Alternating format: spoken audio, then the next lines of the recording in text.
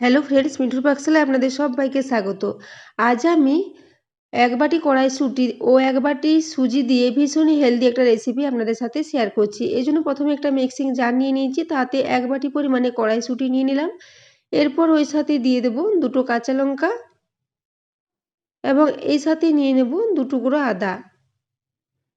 আদা ও কাঁচা লঙ্কাটা দেওয়ার পর এখানে মেজারিং কাপ মেপে হাফ কাপ পরিমাণে এখানে জল দিয়ে দিচ্ছি। তো প্রথমে হাফ কাপ জল দিয়ে দিলাম, তারপর এটাকে ঢাকা দিয়ে খুব ভালো করে মিহি করে পেস্ট করে নেব। তো বন্ধুরা, আজকের এই রেসিপিটা যদি আপনাদের ভালো লেগে থাকে তাহলে অবশ্যই চ্যানেলটি সাবস্ক্রাইব করে আমার পাশে থাকবেন এবং পাশে থাকা বেল আইকনটি অবশ্যই প্রেস করে রাখবেন। তাহলে আমি যে কোনো নোটিফিকেশানই ছাড়ি না কেন তা সবার আগে আপনার কাছে পৌঁছে যাবে। তো দেখুন, এখানে সমস্ত পেস্টটাকে একটা বাটির মধ্যে নিয়ে নিলাম। এরপর এটাকে এখন সাইডে রেখে দিচ্ছি। এদিকে গ্যাসে আমি একটা ফ্রাই প্যান বসিয়ে দিয়েছি, তাতে 1 চা চামচ পরিমাণে ঘি নিয়ে নিলাম। এরপর এখানে ওই বাটি মেপে 1 বাটি পরিমাণে এখানে সুজি নিয়ে নিয়েছি। এরপর সুজিটাকে দিয়ে একদম লো ফ্লেমে প্রায় 3 মিনিটের জন্য একটু নাড়াচাড়া করে নেব। সুজিটাকে খুব বেশি লাল লাল করে ভাজার প্রয়োজন নেই, জাস্ট একটু হালকা করে এটাকে ভেজে নিলেই হবে। তো সুজিটা যখন ভাজা হয়ে আসবে তখন এখানে স্বাদ মতো লবণ দিয়ে দিচ্ছি। পুরো লবণটা একেবারে দিয়ে দিচ্ছি, এই রেসিপিতে আমি পরে আর লবণের ব্যবহার করব না। তো সেই জন্য স্বাদ মতো লবণটা দিয়ে দিতে হবে। লবণটা দেওয়ার পরও এটাকে খুব ভালো করে একটু মিশিয়ে নিচ্ছি।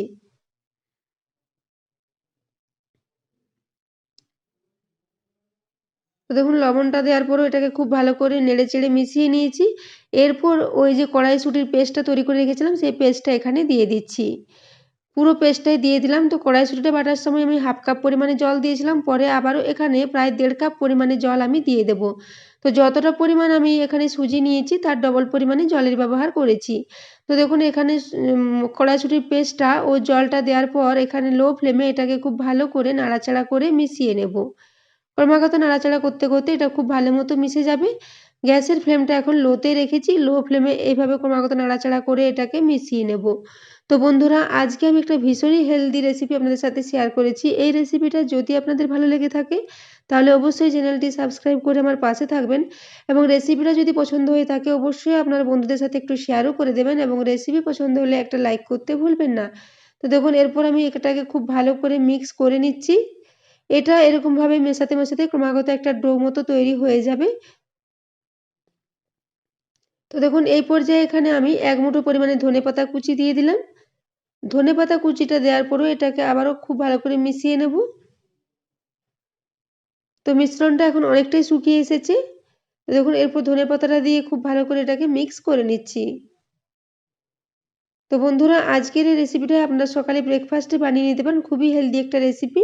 তো দেখুন, এরপর আমি এখানে প্রায় 1 চা চামচ পরিমাণে একটু গোটা জিরে দিয়ে দিয়েছি। গোটা জিরেটা দেওয়ার পরও খুব ভালো করে নাড়াচাড়া করে এটাকে মিশিয়ে নেব।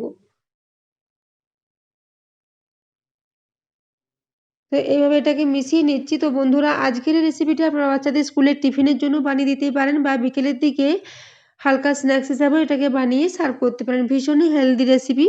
তো দেখুন, এভাবে এটা খুব সুন্দর একটা ডো মতো তৈরি হয়ে এসেছে।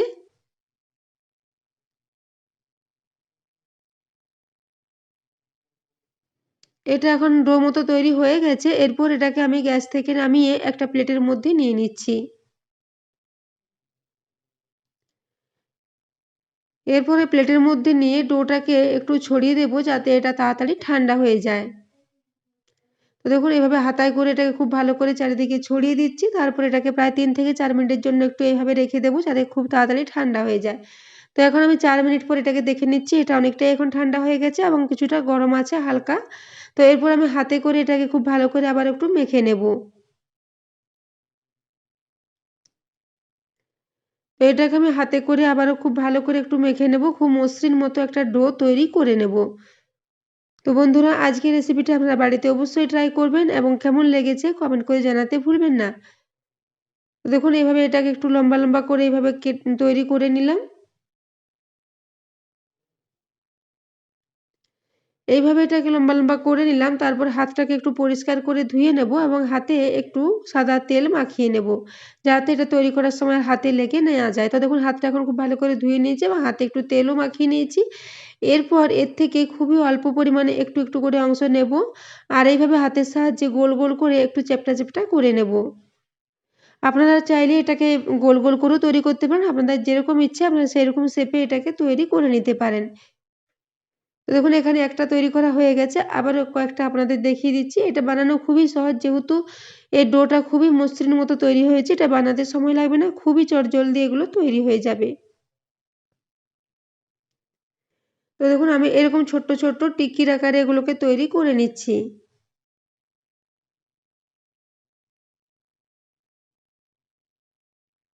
তো বন্ধুরা, আমরা তো কড়াইশুঁটি দিয়ে বিভিন্নভাবে বিভিন্ন রেসিপি ট্রাই করে থাকি। তো এরকম পদ্ধতিতে আপনারা এই রেসিপিটা অবশ্যই একবার বাড়িতে ট্রাই করুন। ভীষণই হেলদি একটা রেসিপি।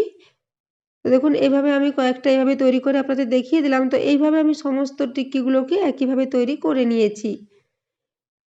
এরপর এগুলোকে আমি একটা ছিদ্রযুক্ত থালার মধ্যে নিয়ে নেব। তার জন্য এই থালাটা গায়ে আমি খুব ভালো করে একটু আগে তেল মাখিয়ে নিয়েছি।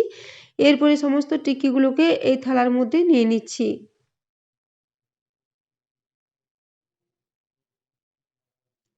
এইভাবে থালার মধ্যে নিয়ে নেব। তারপর এগুলোকে একটু খুব ভালো করে উপর নিচ করে সাজিয়ে নিচ্ছি। তো এগুলো উপর নিচ করে একই সঙ্গে সবগুলো দিয়ে দেব। এগুলো একটার সাথে একটা লেগে যাবার কোনো ভয় নেই।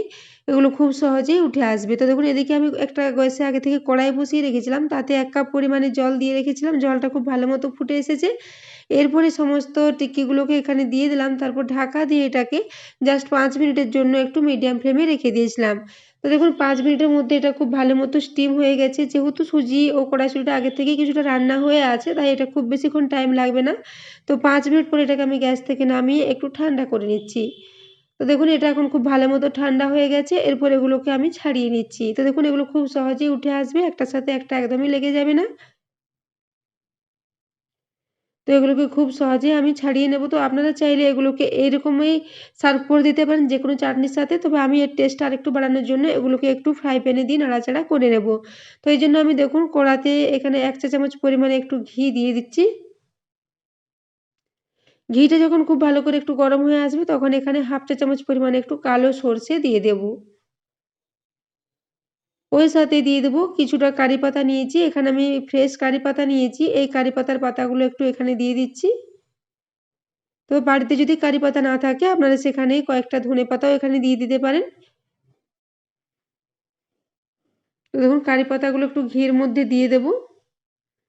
তারপর এই কারি পাতাটা একটু নাড়াচাড়া করে নেব, যাতে এগুলো একটু ঘিয়ের মধ্যে ভাজা ভাজা হয়ে যায়। তারপর এগুলোকে আমি ওই যে টিক্কিগুলোকে তৈরি করে রেখেছি সেগুলো সমস্ত এখানে দিয়ে দিচ্ছি। এগুলোকে খুব বেশিক্ষণ টাইম ধরে ফ্রাই করার কোনো প্রয়োজন নেই। জাস্ট ১ থেকে ১.৫ মিনিটের জন্য এইভাবে একটু নাড়াচাড়া করে সমস্ত কিছুর সাথে একসাথে মিশিয়ে নেব।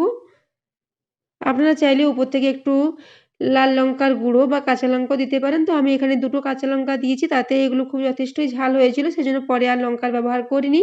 তবে আপনারা যদি একটু বেশি ঝাল পছন্দ করেন সেক্ষেত্রে এখানে কাঁচা লঙ্কা কুচি বা চিলি ফ্লেক্স ছড়িয়ে দিতে পারেন। তো দেখুন এরপর আমি এগুলোকে একটা প্লেটের মধ্যে সমস্ত নিয়ে নিলাম। তারপর এগুলোকে সাজিয়ে নিয়ে সার্ভ করে দিলাম। তো বন্ধুরা আপনারা চাইলে এগুলোকে বাদামের চাটনি, ধনেপাতার চাটনি সবকিছুর সাথেই সার্ভ করতে পারেন এবং দেখুন একটা দেখিয়ে দিচ্ছি এগুলো কতটা নরম হয়েছে। বেকিং পাউডার বা বেকিং সোডা ছাড়াই এগুলো ভীষণই সফট ও জালিদার মতো তৈরি হয়েছিল। তো বন্ধুরা দেখুন এরপর আমি একটা আপনাদের কেটে দেখিয়ে দিলাম। তো বন্ধুরা আজকের এই রেসিপিটা এতক্ষণ পর্যন্ত দেখার জন্য আপনাদের অশেষ ধন্যবাদ। আবারও চলে আসবো নিত্য নতুন কোনো ভিডিও নিয়ে। ততক্ষণের জন্য সবাই সুস্থ থাকবেন, ভালো থাকবেন।